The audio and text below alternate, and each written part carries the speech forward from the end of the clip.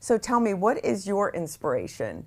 And why do you do what you do? Well, let me explain the handwriting just for a frame in case people don't have any idea about the work or what that is. When I was about 14, I was introduced to the whole self-improvement world, from like Tom Hopkins to Tony Robbins to the just idea of self-help.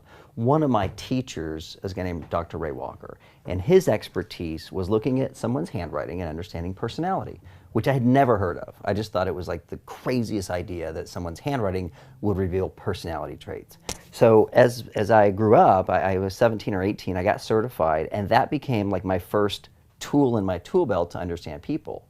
And so every girl I dated, every teacher, everybody I met, I had this skill, and of course now I've been doing it 30 years, so I'm exceptionally good at it. But the science itself is really solid if you get a good teacher. So I mean, yeah, there's a lot of bad books, I don't like bad books or anything. So that was the first time I was like, wow, I get me. I understand like why I'm insecure. I understand why I have doubts. I understand how to change, and that was one of the things. Is Dr. Walker said, look, you can actually change your personality with hypnosis and with meditation and with handwriting analysis and graphotherapy. You actually have the power to change your insecurities and help other people transform. And as a 16-year-old or 17-year-old, that was really amazing because you don't know that you have the power to influence the world in profound ways.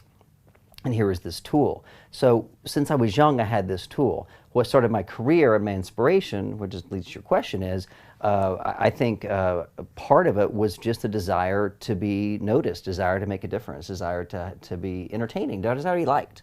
I mean, I was a funny kid. I was the younger brother, and I was hilarious. And part of that making people laugh is somehow validating.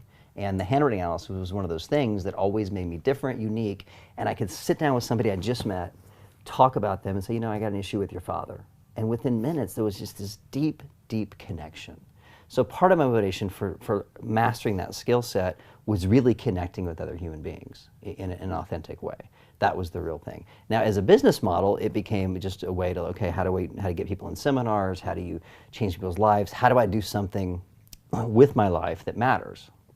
And that's when I walked away from a real job. I was like, wow, I'm never going to be happy working in a corporation on the corporate dole. And not there's anything wrong with that for people watching. For me, it didn't really fit who I was, because I've been very familiar with my values and what makes me happy.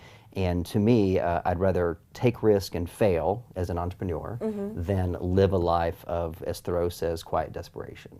And so I've failed fabulously in my life many, many times. But having a good time while doing it. Well, I look at my, I think, especially in the last few years, we've seen some pretty successful comedians and artists pass away and under weird circumstances, and there's been a lot of conversation about really creative people and how they're up and they're down and manic. And so I don't think that I fit into the category of manic depressive, but I am creative. That's one of my highest values. I'm just creative. I want to make a difference. I want to create. I want to do things. So knowing that, settling for a life of mediocrity just wasn't an option. To me, that's just a straight path to sadness.